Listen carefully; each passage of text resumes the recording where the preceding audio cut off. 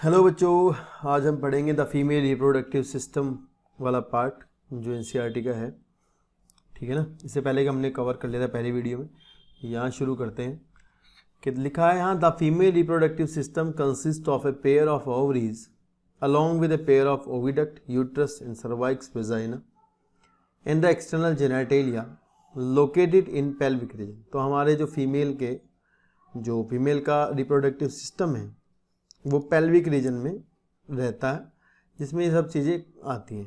इसमें से मेन जो प्राइमरी सेक्स ऑर्गन है वो है अ पेयर ऑफ ओवरी, है ना।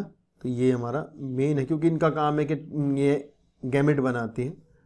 ठीक है। और साथ में पूरा अ पेयर ऑफ ओविडक्ट, तो ध्यान से ये सब ध्यान रखना कितना होता है। अ पेयर ऑफ ओविडक्ट होता है, यूट्रस होती है सिंगल, सर्वाइक्स, वजाइना और ये सब होता है जेनेटेलिया।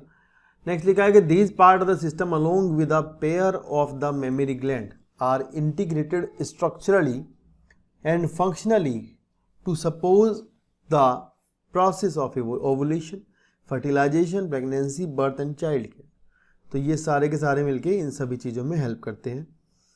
लिखा है ovary are the primary female sex organ that produce the female gamete and several steroid hormones. तो भाई यहाँ आपको ध्यान रखना है कि ओवरी आपकी एक तो बनाती है ओवम और दूसरा हार्मोन्स बनाती हैं जो कि स्टेरॉयड हार्मोन्स हैं। ये भी आपको ध्यान रखना है कि हमारे जो सेक्सुअल वाले हार्मोन होते हैं दे आर स्टेरॉयडल हार्मोन्स, है ना। उनका काम होता है कि वो फीमेल रिप्रोडक्टिव सिस्टम में हेल्प करते हैं, गैमेट फॉर्मेशन में हेल्प करते हैं और बॉडी की बहुत सारे जो फीचर्स हैं उनमें भी हेल्प करते हैं। And the ovaries are located one and on each side of the lower abdomen. तो ओवरी आपकी जो लोअर एब्डोमेन में दोनों तरफ एक एक ओवरी रहती है। Each ovary is about 2 to 4 centimetre. यहाँ से आपसे पूछेंगे ओवरी का साइज़ कितना होता है, 2 to 4 centimetre in length and is connected to the pelvic wall. Pelvic की वॉल से कनेक्ट रहते हैं बाय द लिगामेंट्स। तो ये लिगामेंट्स ब्रॉड लिगामेंट्स भी कहते हैं, इनको ओवेरियन लिगामेंट्स कहते हैं। तो यहाँ से क्वेश्चन आता है कि भाई ओवरी आपकी किससे कनेक्टेड रहती है, तो लिगामेंट से कनेक्टेड रहती है। Each ovary is covered by a thin epithelium which enclose the ovarian stroma. तो यहाँ लिखा है कि ओवरी जो है वो एक थिन एपिथेलियम से कवर रहती है, ठीक है, जिसके अंदर क्या होता है ओवेरियन स्ट्रोमा भरा होता है। ठीक है। वो एपिथेलियम की जो लेयर्स होती हैं वहीं पर जो जर्मिनल एपिथेलियम है यही आपकी जो है इन फ्यूचर में गैमेट फॉर्मेशन करने में हेल्प करेगी। यहीं से जो सेल्स होंगी वही आपकी oogoनियम बनाएंगी।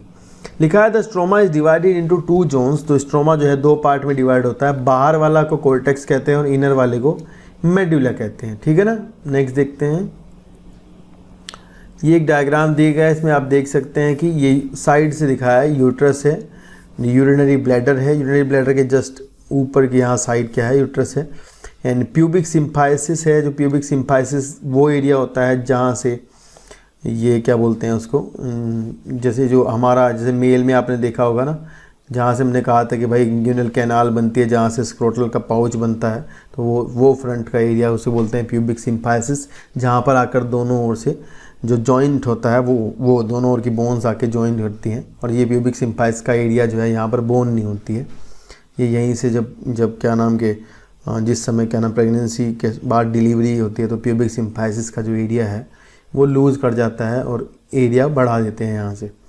फिर लिखा है यूरिथ्रा और क्लाइटोरिस। क्लाइटोरिस आपको पता है मेल पेनिस से रिजेंबल करता है, ये क्वेश्चन यहाँ से पूछा जाएगा। ठीक है ना। ये एक्सटर्नल जेनेटेलिया हैं, labium minora, labium majora, vaginal orifice और एनस, वजाइना, सर्वाइक्स, रेक्टम। ठीक है ना। नेक्स्ट आप देखते हैं क्या लिखा है। लिखा है the oviduct fallopian tube. Oviduct को हम क्या कहते हैं, फैलोपियन ट्यूब कहते हैं।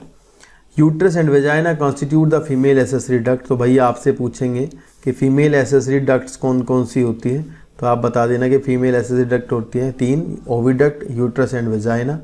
फिर लिखा है each fallopian tube is about, यहाँ से सवाल आएगा कि कितने साइज की होती है fallopian tube. 10 to 12 centimetre size होता है फैलोपियन ट्यूब का।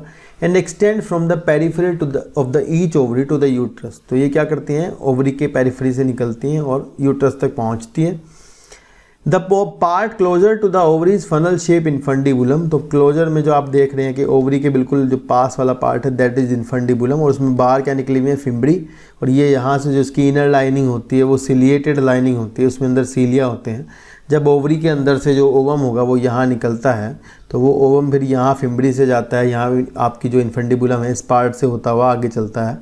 इसमें आपके जो फैलोपियन ट्यूब है इसके अंदर सिलिएटेड इपिथीलियम है, वो सिलेटेड इपिथीलियम क्या करती है, उसको आगे बढ़ाने का काम करती है। यहाँ से ओवरी से जो ओवम आएगा उसको आगे ले जाने का काम करेंगे, सपोज करो दिस साइड, ठीक है, इसमें अंदर की तरफ को ले जाने का काम करती है। लिखा है कि the part closer to the ovaries funnel shaped infundibulum, तो ये शेप आप ध्यान रखना फनल शेप होती है। And the edge of the infundibulum possess finger like projections called fimbriae, तो जो किनारे होते हैं उसमें फिंगर लाइक प्रोजेक्शंस होती है, उनको कहते हैं fimbriae. Which have been collection of the ovum after ovulation, जो जिसका काम होता है कि जब यहाँ ओवरी से ओवम बाहर निकलता है तो उस ओवम को कलेक्ट करते हैं और आगे भेजते हैं। फिर लिखा है कि उसके बाद जो इन्फंडिबुलम है लीड्स टू ए वाइडर, तो ये वाइडर वर्ड जो है आपसे क्वेश्चन यहाँ से बन जाता है, सवाल आएगा widest part of the ovary कौन सा है, तो आपको ध्यान रखना है कि भाई widest part of the ovary जो है वो हमारा होता है, widest part of the oviduct जो होता है हमारा एम्पुला होता है, ठीक है ना। तो यहाँ ये एम्पुला वाला जो पॉइंट है इसी पे कहा जाता है कि यही एम्पुला वाले पॉइंट पर ही फर्टिलाइजेशन होगा, यानी कि जो यूट्रस है, यूट्रस के अंदर से जो स्पर्म्स आएंगे वो स्पर्म्स आएंगे यहाँ से चलते हुए, सपोज करो इधर से स्पर्म्स आएंगे यहाँ से, और स्पर्म्स जो हैं वो यहाँ पहुँचेंगे। तो दिस प्लेस, ये प्लेस जो आप देख रहे हैं एम्पुला, यहाँ पर एग होता है, और इसी की जगह यहीं इसी पॉइंट पर आकर के स्पर्म क्या करते हैं, फर्टिलाइजेशन करते हैं। तो एम्पुला जो है आपका वो क्या हुआ, प्लेस ऑफ फर्टिलाइजेशन हुआ, ठीक है ना, तो यही फर्टिलाइजेशन होता है। नेक्स्ट हम देखते हैं क्या लिखा है। नेक्स्ट है, यहाँ फोटो में देख सकते हैं डायग्राम में कि आपकी जो यूट्रस है उसकी आपको 3 लाइनिंग दिखाई दे रही है। जो सबसे अंदर वाली है उसको एंडोमेट्रियम कहते हैं, उसके बीच वाली मायोमेट्रियम, और सबसे बाहर वाली पेरीमेट्रियम। 3 लाइनिंग होते हैं, जिनमें से जो आपकी बीच वाली है मायोमेट्रियम है, इसके अंदर आपको स्मूथ मसल्स मिलने वाली हैं जिनका काम होता है कॉन्ट्रैक्शन में हेल्प करना। और जो बाहर वाली एंडोमेट्रियम है that is a glandular layer, ये सिक्रीशन करती रहती है, और इसी एंडोमेट्रियम में आकर के जो तुम्हारा जब जाइगोट या जो एम्ब्रियो बनेगा, बाद में फर्टिलाइजेशन के बाद जो एम्ब्रियो बनेगा शुरुआत में, जिसको हम कहते हैं ब्लास्टोसिस्ट, तो वो ब्लास्टोसिस्ट जो है आपका यहाँ पर इम्प्लांट होने वाला है इसके अंदर एंडोमेट्रियम के, ठीक है ना, इन फ्यूचर में। और फिर आपके यूट्रस का जो नीचे का नैरो पार्ट होता है उसको होते हैं सर्वाइक्स, फाइनली सर्वाइकल कैनाल, उसके बाद है वजाइना, ठीक है। नेक्स्ट देखते हैं। नेक्स्ट है the wider part of the oviduct called ampulla, और the large part of the oviduct is called isthmus, that is narrow lumen and join the uterus. तो इस्थुमस वाला पार्ट उसका जॉइन कर लेता है, किसको, यूट्रस को जॉइन कर लेता है। फिर लिखा था uterus is single and is also called womb, तो यूट्रस जो है वो सिंगल होती है और उसको वॉम्ब कहते हैं, जिसको आप कहते हैं गर्भ कोख, वो जैसे वही वर्ड है। And the shape of the uterus is like an inverted pear, तो ये सवाल यहाँ से पूछा जाएगा कि भाई शेप जो है यूट्रस की कैसी होती है, तो इन्वर्टेड पियर की जैसी होती है। And it is supported by ligament, तो ये आपको बता ही दिया है भाई कौन सपोर्ट करता है इसको, लिगामेंट सपोर्ट करते हैं। Attach to the pelvic wall, तो आपकी यूट्रस को भी कौन सपोर्ट करेंगे, लिगामेंट सपोर्ट करते हैं, तो ये क्वेश्चन यहाँ से पूछ लेंगे। नेक्स्ट है the uterus open into vagina through a narrow cervix, तो यूट्रस आपकी वजाइना में खुलती है, वजाइना वाइडर है जबकि नैरो होती है cervix. And the cavity of the cervix is called cervical canal. तो नेक्स्ट है, ये वजाइना और ये मिलकर के दोनों बर्थ कैनाल बनाती है, तो ये सवाल यहाँ से पूछा जाएगा कि बर्थ कैनाल किससे बनी होती है, तो आपको बताना है कि बर्थ कैनाल जो है वो सर्वाइकल कैनाल और साथ में वजाइना के साथ मिलकर के बनती है। तो ये क्वेश्चन यहाँ से बन जाता है, इंपॉर्टेंट क्वेश्चन है, ठीक है, ध्यान रखना। लिखा है the wall of the uterus has 3 layers of tissue, the external thin membranes perimetrium, तो बाहर वाली सबसे पेरीमेट्रियम है, बीच में जो है हमने बताया कि भाई स्मूथ मसल्स होती हैं किसके अंदर, मायोमेट्रियम के, और जो सबसे अंदर वाली होती है that is glandular layer endometrium. तो ये ग्लैंडुलर लिखने का मतलब यही है कि ये कुछ सिक्रीशन करती रहती है, ग्लैंड है ना, तो सिक्रेटरी होती है, ध्यान रखना। नेक्स्ट है that line the uterine cavity, पूरी जो अंदर की जो कैविटी होती है यूट्रस की, उसके अंदर आपकी पूरी में लाइनिंग रहती है एंडोमेट्रियम की, और इसी एंडोमेट्रियम में क्या होते हैं, साइक्लिकल चेंजेस आते हैं। साइक्लिकल चेंजेस आने का मतलब बच्चों ये होता है कि हर बार ये मेंस्ट्रुअल साइकिल में टूटती है, दोबारा से फिर बनती है, फिर टूटती है, फिर बनती है। आगे हम मेंस्ट्रुअल साइकिल देखेंगे तो आपको समझ में आएगा। लिखा है during the menstrual cycle while the myometrium exhibit strong contraction during the delivery of the baby. तो भाई मायोमेट्रियम जो है आपकी ये आपकी ऑक्सीटोसिन हार्मोन के, जब ऑक्सीटोसिन हार्मोन रिलीज होता है तो उसके रिलीज होने के बाद इसमें क्या होता है, उससे कॉन्ट्रैक्शन की इंफॉर्मेशन आती है। और जब डिलीवरी ऑफ द बेबी होती है तो उस टाइम पर जो मायोमेट्रियम है इसकी जो, क्योंकि स्मूथ मसल्स हैं इसमें, तो ये स्मूथ मसल जो है कॉन्ट्रैक्शन करती हैं लगातार, जिससे डिलीवरी ऑफ बेबी को एक्सपल्सन में हेल्प मिलती है। ठीक है ना। नेक्स्ट है the female external genitalia include mons pubis, labia majora, labia minora, hymen, clitoris. ठीक है ना।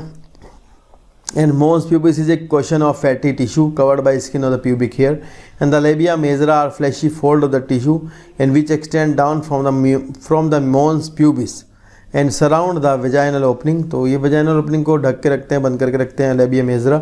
labia minora जो है भैया ये जो है paired fold है of tissue under the labia majora। the opening of vagina is often covered partially by a membrane called the hymen। तो एक मेम्ब्रेन होती है हाइमन जो कि पार्शियली क्लोज रखती है मेम्ब्रेन को, वजाइना की ओपनिंग को। तो यहाँ से ये क्लाइटोरिस वाला क्वेश्चन पूछा जाता है। Clitoris a finger like structure that lie the upper junction of the two लेबिया minora above the urethral opening. तो ये थोड़ा ध्यान रखना यार, अबव द यूरेथ्रल ओपनिंग जो है वो है क्लाइटोरिस। ठीक है ना, जहाँ पर जो है जंक्शन है किसका, अपर जंक्शन पर किसके, उसके क्या बोलते हैं, टू लेबिया माइनरा जहाँ है उनके ऊपर मिलता है। सवाल ये आता है कि जो क्लाइटोरिस है ये जो है किससे रिजेंबल करता है, तो ये ह्यूमन में मेल पेनिस से रिजेंबल करता है। तो ये सवाल आ जाता है पेपर में।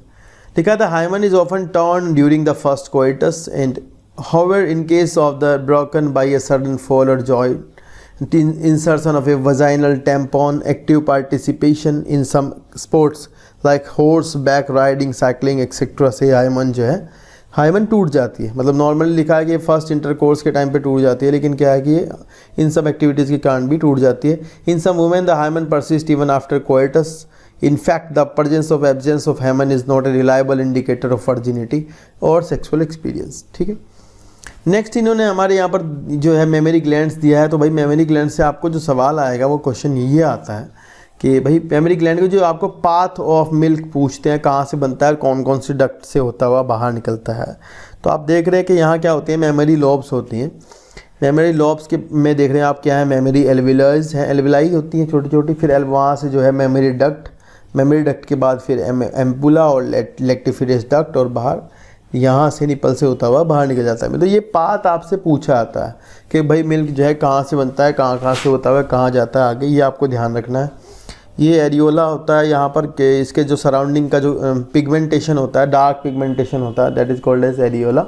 और इसके पीछे यहाँ एक बोन होती है, सॉरी मसल होती है। ये सवाल आपसे पूछ लेते हैं बहुत ज़्यादा कि भाई पेक्टोरेलिस मेजर मसल कहाँ होती है, तो ये ब्रेस्ट के पीछे होती है। तो यहाँ ध्यान रखना भाई, क्वेश्चन यहाँ से बना, कुछ भी क्वेश्चन बना लेते हैं आजकल, तो ध्यान रखना आप ये सब। ठीक है, लिखा भी है, एक बार पढ़ लेते हैं क्या लिखा है कि आप functional mammary gland is characteristic of all female mammals. The mammary gland are paired structure breast that contain glandular tissues and variable amount of fat, वो डिपेंड करता है कितना है। And the glandular tissues of each breast is divided into 15 to 20 mammary lobes। तो जो glandular tissue होते हैं, सवाल आएगा कितनी memory lobes में divided होते हैं, तो वे 15 to 20 memory lobes होती हैं जिनके अंदर cluster of cells होते हैं, उन्हें कहते हैं alveoli। तो आपकी lobes के अंदर क्या है, alveoli होते हैं। And the cell of the alveoli secrete milk, तो एल्वलाई की जो सेल्स होती हैं वो क्या करती हैं, मिल्क बनाती हैं। And which is stored in the cavities lumen of the alveoli, तो एल्वलाई की जो ल्यूमेंस होती है, कैविटी होती है, वो उसको स्टोर करती है। उसके बाद क्या होता है, जो मिल्क होता है वो मेमोरी ट्यूब्यूल्स में खुलता है, जो एल्वलाई है वो इनमें खुलती है मेमोरी ट्यूब्यूल्स में। And the tubules is join to form a mammary duct. And finally mammary duct join करके बनाती है वाइडर मेमोरी एम्पुला, और मेमोरी एम्पुला जो है वो लैक्टिफेरस डक्ट से थ्रू बाहर निकल जाते हैं। तो यार ये पाथ जो है ना, ये आपको मेडिकल में मिलेगा, नीट के पेपर में आता है। पाथ अलग अलग गलत बना देते हैं, एम्पुला के पीछे डक्ट के आगे एम्पुला, ऐसा बना देते हैं। तो आपको थोड़ा ध्यान रखना है कि लोब्स के अंदर एल्वलाई होती हैं, एल्वलाई मिल्क सिक्रेट करती हैं और फिर अपने अंदर स्टोर करती हैं, फिर जॉइन करके ट्यूब्यूल बनाती हैं, और ट्यूब्यूल जॉइन करके बनाते हैं डक्ट, और डक्ट फिर एम्पुला, और एम्पुला से बाहर लैक्टिफेरस डक्ट से होकर के बाहर निकल जाता है। ठीक है ना। तो नेक्स्ट हमारा है हेडिंग गैमेटोजेनेसिस, वो भी दोनों में, पहले मेल में पढ़ेंगे फिर फीमेल में। गैमेटोजेनेसिस दोनों केस में पढ़ेंगे, ठीक है ना। तो पहले देखते हैं यहाँ मेल वाला देख लेते हैं कि मेल में गैमेटोजेनेसिस कैसे होती है। लिखा है the primary sex organ the testis in the mails and the ovaries in the female produce gametes. तो ये आपको सवाल आएगा यहाँ से कि प्राइमरी सेक्स ऑर्गन्स कौन होते हैं। तो भाई प्राइमरी सेक्स ऑर्गन जो मेल के अंदर होते हैं they are testis, and female में हमने बताया क्या होती हैं, ओवरीज होती हैं, जो क्या बनाते हैं, गैमेट बनाते हैं। गैमेट मतलब वही क्या, एक तो स्पर्म मेल गैमेट और ovum female gamete respectively. By the process called gametogenesis in testis the mature male germ cell spermatogonia. ध्यान से पढ़ना, जो मेल होता है हमारा उसके अंदर क्या होता है, जो इनर लाइनिंग सेमिनिफेरस ट्यूब्यूल्स की जो लाइनिंग होती है, उस लाइनिंग की में आपको पता है ना सेल्स होती है जर्मिनल सेल्स। वो जर्मिनल सेल्स जो लाइनिंग में होती हैं उन सेल्स का क्या काम होता है, वो सेल्स स्पर्मेटोगोनिया बनाती हैं। ठीक है ना। फाइनली बाद में स्पर्मेटोगोनिया क्या बनाएंगे, sperm, bye the process of spermatogenesis and that begin at the puberty. ध्यान रखना है आपको, ये पॉइंट है कि मेल में आपको ध्यान रखना है कि मेल में जो काम शुरू हुआ है गैमेट बनने वाला, जो ये कब शुरू होता है, प्यूबर्टी आने पर। लेकिन भाई फीमेल में ये काम जो है जब भी शुरू हो जाता है, जब फीमेल जो होती है, जो गर्ल होती है, बेबी गर्ल जो होती है, वो जब अपनी माँ के गर्भ में होती है तभी वो वहाँ पर उसमें गैमेटोजेनेसिस शुरू हो जाती है। भले ही उसमें गैमेटोजेनेसिस शुरू होने के बाद रुक जाएगी, लेकिन शुरू वहीं हो जाती है। लेकिन मेल के अंदर क्या होता है, मेल में जब प्यूबर्टी आती है, यानी प्यूबर्टी आने पर ही ये ऐसा होता है कि भाई स्पर्मेटोगोनिया क्या बनाएंगे, स्पर्म बनाना शुरू करती हैं। तो लिखा है spermatogonia present on the inside wall of the seminiferous tubule. तो जो आपका सेमिनिफेरस ट्यूब्यूल होता है, जैसे कि मान लो अगर हम कहें कि ये सेमिनिफेरस ट्यूब्यूल है ना, तो सेमिनिफेरस ट्यूब्यूल की जो इनर लाइनिंग है ये यहाँ पर आपको सर्टोली सेल भी मिलेगी और भी मिलेंगी। ये दीज आर, ये सेल क्या बनाएंगी यहाँ पर बहुत सारी स्पर्मेटोगोनिया क्या बनाती है, स्पर्मेटोगोनिया बनाती हैं। बात समझ में आई। सेमिनिफेरस ट्यूब्यूल के अंदर की जो लाइनिंग होती है उसकी सेल जो होती है दैट दे फॉर्म स्पर्मेटोगोनिया। फिर उसके बाद लिखा है कि मल्टीप्लाई बाई माइटोटिक डिवीजन। तो ये क्या करती है, अपनी संख्या बढ़ाती हैं, माइटोसिस करके अपनी संख्या बढ़ाते रहते हैं और नंबर बढ़ा लेती है। फिर क्या है, each spermatogonium is diploid, 2n तो होगी, अभी तक मियोसिस की तो कोई बात ही नहीं हुई, तो डिप्लॉयड है क्योंकि हमारी सारी सेल ही डिप्लॉयड है। इनमें हमेशा कितने क्रोमोसोम है, 46। Some of the spermatogonia called primary spermatocyte. तो यार ये लिखा देखो ध्यान से समझना कि यहाँ इन्होंने डायरेक्टली ये लिखा है कि कुछ स्पर्मेटोगोनिया जो है वो प्राइमरी स्पर्मेटोसाइट्स हैं। ये नहीं लिखा है कि स्पर्मेटोगोनिया ने माइटोसिस करके प्राइमरी स्पर्मेटोसाइट बनाया है। ठीक है ना। तो ये बहुत ध्यान रखने की बात है आपको कि स्पर्मेटोगोनिया ही कुछ क्या है, प्राइमरी स्पर्मेटोसाइट्स हैं, भले ही वो सारी माइटोसिस से ही बन रही हैं। ठीक है ना, ये बात ध्यान रखना। फिर लिखा है पीरियडिकली अंडरगो मियोसिस, उनमें क्या होती है, लगातार पीरियडिकली टाइम पीरियड के बाद बार बार मियोसिस चलती रहती है। And a primary spermatocyte complete the first meiotic division, reduction division. ठीक है, जो प्राइमरी स्पर्मेटोसाइट होता है वो क्या करता है, फर्स्ट मियोटिक डिवीजन पूरा करता है और उसके बाद फर्स्ट मियोटिक डिवीजन के बाद वो क्या बना लेता है, सेकेंडरी स्पर्मेटोसाइट। तो हम ये देखेंगे अभी डायग्राम में कि भाई प्राइमरी स्पर्मेटोसाइट जो मेरा है 2n है, और आपको पता है कि जब किसी एक डिप्लॉयड सेल में मियोसिस होती है तो मियोसिस के बाद क्या होता है, जब मियोसिस होती है तो मियोसिस के बाद क्या होता है, पहले जो सेल होती है वो दो हैप्लॉयड सेल बनाती है। ऐसे ही होता है ना कि भाई हमारी जो सेल है, मान लो हमने कहा कि हमारी डिप्लॉयड सेल है 2n है ना, और इसमें क्या हुई, मियोसिस हुई। तो मियोसिस के बाद ये दो सेल बनाएगी, एक n और दूसरी भी n। भले ही क्रोमोसोम जो है इसके अंदर इस तरह से हों, अभी भी मान लो जितने भी क्रोमोसोम होंगे तो सारे ऐसे होंगे। ऐसे होने का मतलब क्या है, दे हैव 2 क्रोमेटिड ईच। हमेशा एक क्रोमोसोम के अंदर कितने क्रोमेटिड होंगे, 2 होंगे। तो इसके बाद हमें मियोसिस 2 की भी ज़रूरत पड़ती है कि मियोसिस 2 हो जाए, है ना, ताकि जो है ये ऐसे हो जाए क्रोमोसोम, क्रोमेटिड ना रहे, क्रोमेटिड क्रोमोसोम में कन्वर्ट हो जाए। बात समझ आई मेरी। तो जब आपका जो डिप्लॉयड सेल है उसमें मियोसिस 1 होती है, मियोसिस 1 के बाद आपकी जो सेल बनती है दैट इज सेकेंडरी स्पर्मेटोसाइट और दिस वन प्राइमरी स्पर्मेटोसाइट। ठीक है ना। उसके बाद मियोसिस 2 के बाद जो बनते हैं दे आर स्पर्मेटेड। तो यहाँ लिखा है कि विच हैव ओनली लिखा primary spermatocyte complete the first meiotic division leading to formation of 2 equal haploid cells called secondary spermatocytes which have only 23 chromosomes each. तो हर एक में कितना होगा, 23 होगा, क्योंकि भाई एन तो होगा ही ना, क्योंकि जो हमारा पेरेंट सेल थी वो कितनी थी, डिप्लॉयड थी। तो अभी कैसा बनाएगी, हैप्लॉयड बनाएगी मियोसिस 1 के बाद। लिखा है the secondary spermatocyte undergo the second meiotic division produce 4 equal haploid spermatid. बाद में क्या बनेंगे, 4 इक्वल स्पर्मेटिड बनेंगे, हैप्लॉयड होंगे जो मियोसिस 2 के बाद। What would be the number of chromosome in the spermatid, तो उसके अंदर भी 23 होंगे, क्योंकि वो एन से एन ही रहेगा, आपको मियोसिस याद ही है। लिखा है the spermatid are transformed into the spermatozoa sperms by the process called spermiogenesis. तो यार ये थोड़ा ध्यान से देने वाली बात है। देखो यहाँ क्या लिखा है, इस फोटो को देखो आप, है ना,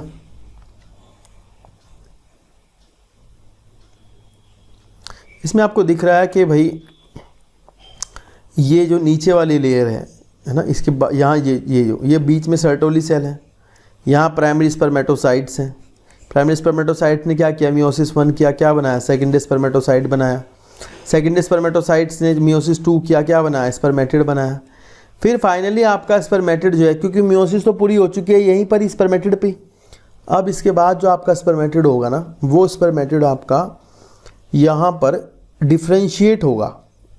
डिफ्रेंशिएट होने का मतलब है, देखो अगर आपका स्पर्मेटिड ऐसा बना है, ठीक है, तो ये क्या करेगा, इसमें डिफ्रेंशिएशन होगा, it will change the shape, क्योंकि स्पर्म की शेप ऐसी है ना, तो भाई ये क्या बनाएगा, स्पर्म बनाएगा ऐसे।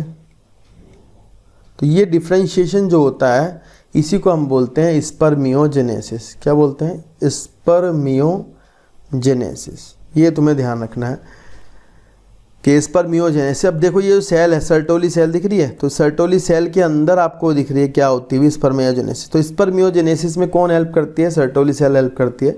वो भी किस तरह, इसका नरिशमेंट करेगी और ये चेंज कर लेगा अपनी शेप, कुछ थोड़े चेंजेस होंगे इसमें, वही उसके बाद। तो ये थोड़ा ध्यान रखना है यार कि भाई स्पर्मेटिड जो है वो ट्रांसफॉर्म जब होते हैं किसमें, स्पर्मेटोजोआ में, यानी जब फ्लैजिलेटेड हो जाएंगे, इलोंगेटेड हो जाएगा न्यूक्लियस, ठीक है ना, एक्रोजोम का फॉर्मेशन हो जाएगा, तब जा करके वो बनेगा स्पर्मेटोजोआ। और फिर लिखा after spermiogenesis sperm had become embedded in the Sertoli cell. तो बाद में क्या होता है, स्पर्मियोजेनेसिस के बाद स्पर्म का head embedded in the Sertoli cell में जो था वहाँ से छूट जाएगा, finally released from the seminiferous tubule by the process of spermiosis. तो यानी जो हमारा सेमिनिफेरस ट्यूब्यूल की इनर लाइनिंग में जो काम चल रहा था, अंदर उसके काम चल रहा है, तो वहाँ पर क्या होता है, उसके अंदर से, उसमें से जो ये क्या बोलते हैं उसको, जो सेमिनिफेरस ट्यूब्यूल की जो लाइनिंग है उसके अंदर जो उसका जो ल्यूमेन है उसके अंदर आपका निकल के बाहर आ जाएगा कौन, स्पर्मेटोजोआ। कहाँ से, सर्टोली सेल से। तो जब सर्टोली सेल को छोड़ देता है तब इसी बात को बोलते हैं स्पर्मिएशन। ये आपको ध्यान रखना है। नेक्स्ट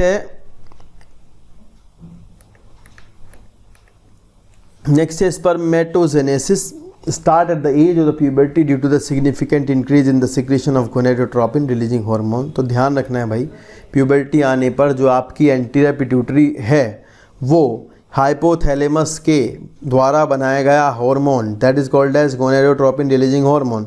तो होता यह है कि भाई आपका जो हाइपोथैलेमस होता है वो आपका हाइपोथैलेमस क्या बनाएगा, देखो आपका ये सपोज करो हाइपोथैलेमस ने क्या बनाया, गोनाडोट्रोपिन रिलीजिंग हार्मोन GnRH। ये जाएगा आपका एंटी पिट्यूटरी के पास। एंटी पिट्यूटरी आपकी बनाएगी क्या, FSH एंड LH, ठीक है। तो ये दोनों के दोनों क्या हैं, गोनाडोट्रोपिन्स। फिर ये जाएंगे कहाँ, आपके प्राइमरी सेक्स ऑर्गन के पास। प्राइमरी सेक्स ऑर्गन कौन सा है, टेस्टिस। क्या नाम है उसका, टेस्टिस। तो टेस्टिस के अंदर पे जाकर के इनका काम क्या है दोनों का, ये प्रमोट करते हैं किसको, FSH तो जाएगा किसके पास, सर्टोली सेल के पास, है ना। FSH जो होता है वो किस पे काम करेगा, सर्टोली पे। जबकि जो आपका LH होगा वो आपकी दूसरी तरह की सेल पे काम करेगा, लीडिक पे। और लीडिक आपको पता है पीछे पढ़ा था क्या बनाती है, टेस्टोस्टेरोन। और सर्टोली आपकी क्या करती है, स्पर्मियोजेनेसिस में हेल्प करती है, मेटा नहीं, स्पर्मियोजेनेसिस में हेल्प करती है। तो ये आपको बात ध्यान रखना है कि किससे हार्मोन बनते हैं। ये आपका हाइपोथैलेमस था, हाइपोथैलेमस ने बनाया है गोनाडोट्रोपिन रिलीजिंग हार्मोन। ये एंटी पिट्यूटरी के पास जाता है, एंटी पिट्यूटरी बनाएगी FSH और LH और ये FSH जा करके टेस्टिस के पास जाएंगे और वहाँ जा करके काम करेंगे, ठीक है। दूसरी बात ध्यान रखनी है कि भाई ये दोनों के दोनों ही प्रोटीन हार्मोन हैं, ग्लाइकोप्रोटीन है। तो ये क्या है, ये कभी इनको आप स्टेरॉइड समझ बैठो, बच्चे क्या समझते हैं, इनको स्टेरॉइड समझ बैठते हैं, गलत हो जाता है सवाल। They are proteinaceous glycoproteinaceous hormones. तो ये एक बार पैराग्राफ में हम देखते हैं क्या लिखा हुआ है, पढ़ लेते हैं। ओके, लिखा है कि भैया हाइपोथैलेमिक हार्मोन होता है गोनाडोट्रोपिन रिलीजिंग हार्मोन, और फिर लिखा है कि the increase level of GnRH जब बढ़ता है ब्लड में तो एंटी पिट्यूटरी के पास जाता है। उसके बाद ये स्टिमुलेट करता है गोनाडोट्रोपिन का बनना, जिनमें से एक है ल्यूटिनाइजिंग हार्मोन, दूसरा है फॉलिकल स्टिमुलेटिंग हार्मोन। नेक्स्ट है LH act on the LH, आपका लीडिंग सेल पे काम करता है। L से L याद रखना, L to L and the stimulate the formation of androgen. Androgen आपको पता ही क्या होते हैं, एंड्रोजन मतलब टेस्टोस्टेरोन की, मेल हार्मोन की बात कर रहा है ये ना। फिर लिखा है कि भाई हमारा जो एंड्रोजन होगा, बदले में एंड्रोजन जा करके फिर स्पर्मेटोजेनेसिस के प्रोसेस को बढ़ाएगा। और फिर ये आपका जो FSH होता है, ये आपको बताया गया है कि ये सर्टोली सेल पे एक्ट करता है, और सर्टोली सेल का काम है स्पर्मियोजेनेसिस। क्या काम है? स्पर्मियोजेनेसिस। ये क्या करता है? सिक्रेशन ऑफ सम फैक्टर्स को बढ़ावा देता है इसके बाद, और हेल्प करता है स्पर्मियोजेनेसिस में। और स्पर्मियोजेनेसिस क्या है? Spermiogenesis is that process in which your spermatid will transform into the spermatozoa and, ठीक है ना, फाइनली वो अपनी शेप, जो ये शेप आप बराबर में फोटो में देख रहे हैं ना, वैसी शेप ले लेता है। इसको बोलते हैं स्पर्मेटोजोआ या फिर स्पर्म, इसी को बोलते हैं, ठीक है ना। यहाँ आप देख सकते हैं कि भैया आपको जो स्पर्म की स्ट्रक्चर है वो दिखाई गई है। स्पर्म की स्ट्रक्चर में आप देख रहे हैं, ध्यान से देखें, सबसे बाहर जो आपका स्पर्म है वो आपका प्लाज्मा मेम्ब्रेन से कवर्ड है, पूरी तरह से प्लाज्मा मेम्ब्रेन ने इसको ढक रखा है। इसका जो टिप वाला पार्ट है that is called as acrosome. और एक्रोजोम का भाई काम होता है कि भैया आपको जो एक्रोजोम वाला पार्ट होता है, ये क्वेश्चन कई बार आ जाता है कि ये किसने बनाया होता है, तो गोल्गी बॉडी इसको बनाने में हेल्प करती है। कौन हेल्प करती है? Golgi body. कौन? My God, it's not working. Golgi body, Golgi body इसको बनाने में हेल्प करती है भाई, ये थोड़ा ध्यान रखना है ना। और इसका काम क्या होता है, इसके अंदर क्या भरे रहते हैं? एंजाइम्स भरे हुए रहते हैं, और वे एंजाइम्स जो होते हैं, जैसे उनका नाम है जोनालाइसिन्स, उनका काम होता है कि वो जो आपका एग होगा, एग की जो ऊपर की बाहर की मेम्ब्रेन होती है, उसको तोड़ने का इसका काम होता है, उसके ब्रेकडाउन में हेल्प करता है, जो यहाँ से रिलीज होते हैं एंजाइम्स जब ये वहाँ पहुँचता है during the fertilization, at the time of fertilization. इसके बाद आप देखेंगे नीचे एक इलोंगेटेड टाइप का क्या है, न्यूक्लियस है, जिसके अंदर जेनेटिक मटेरियल है। इसके नीचे का पूरा ऊपर वाला पार्ट आप हेड कहते हैं, इसके अंदर नीचे का पार्ट है नेक। नेक में आप देख सकते हैं कि यहाँ पर जो है गोल गोल वाइट सा लगा है, छोटी सी दिख रहा नहीं, वाइट कलर का, इसको अपन बोलते हैं सेंट्रियोल, ठीक है। तो यहाँ एनसीईआरटी ने जो है दिखाया नहीं है ज़्यादा, तो दो सेंट्रियोल होते हैं, इसके पहले एक और होता है प्रोक्सिमल सेंट्रियोल, और एक ये है दूसरा डिस्टल सेंट्रियोल। तो प्रोक्सिमल सेंट्रियोल का अपना काम है, प्रोक्सिमल सेंट्रियोल जो होता है आपका जो पहला जाइगोट होता है, उसके अंदर प्राइमरी फर्स्ट क्लीवेज में हेल्प करता है। कौन? Proximal centriole. जब ये स्पर्म आपका जाएगा किसके पास? एग के पास, और जाइगोट बन जाएगा, तो जाइगोट बनने के बाद जो पहला क्लीवेज होगा उसमें डिवीजन में हेल्प करेगा कौन? Proximal centriole. और जो डिस्टल सेंट्रियोल है दूसरे वाला, वो क्या बना रहा है? ये एक्सियल फिलामेंट बना रही है, जो आप बीच में देख रहे हैं दिस वन, ये डंडी सी जा रही है बीच में, जो थोड़ी स्टॉक लाइक ब्लैक, इसको बोलते हैं एक्सियल फिलामेंट। तो यार ये एक्सियल फिलामेंट का फॉर्मेशन करता है वो। फिर आप देख रहे हैं नीचे बीच में मिडिल पीस के अंदर क्या है? माइटोकॉन्ड्रिया है। तो आपको पूछ लेंगे मिडिल पीस में क्या मिलता है? बहुत ज़्यादा स्पाइरल शेप के माइटोकॉन्ड्रिया मिलता है, ठीक है। इसके बाद नीचे देख रहे हैं टेल है, टेल वही फ्लैजिलेटेड है, क्योंकि ये किसने बनाई है? एक्सियल फिलामेंट ने बनाई है। और ये किससे बना है? सेंट्रियोल से बना है। तो ये फ्लैजिला जैसे टेल होती है यहाँ पर, जो आपकी मूवमेंट में इसकी हेल्प करती है। एक बार देखते हैं क्या क्या लिखा है थ्योरी में। लिखा है कि let us examine the structure of sperm. It is a microscopic structure composed of head, neck, a middle piece and a tail and a plasma membrane envelops the whole body of the sperm. ये ध्यान रखना, पूरी covering करके रखती है plasma membrane. The sperm head contain an elongated haploid nucleus. ये elongated word भी ध्यान रखना है, लंबा न्यूक्लियस होता है। And the anterior portion of which is covered by A cap like structure acrosome. Acrosome के अंदर क्या होते हैं? एंजाइम्स फील्ड होते हैं, जो कि फर्टिलाइजेशन ऑफ ओवम में हेल्प करते हैं। लिखा था middle piece of possess numerous mitochondria, जो कि स्पायरली अरेंज माइटोकॉन्ड्रिया होते हैं, जो कि स्पर्म की मोटिलिटी के दौरान, जो चलने के दौरान जो एनर्जी चाहिए होती है, मूवमेंट के दौरान जो एनर्जी चाहिए होती है, उस एनर्जी को प्रोवाइड कराते हैं स्पर्म्स। फिर लिखा है कि the human male ejaculate about 200 to 300 million sperms during a coitus. तो ह्यूमन का मेल जो होता है, एक बार के कोइटस में कितने निकलते हैं, कितने स्पर्म होते हैं रिलीज, 200 से 300 मिलियन तक होते हैं, जिनमें से किसी एक को फर्टिलाइजेशन करना होता है।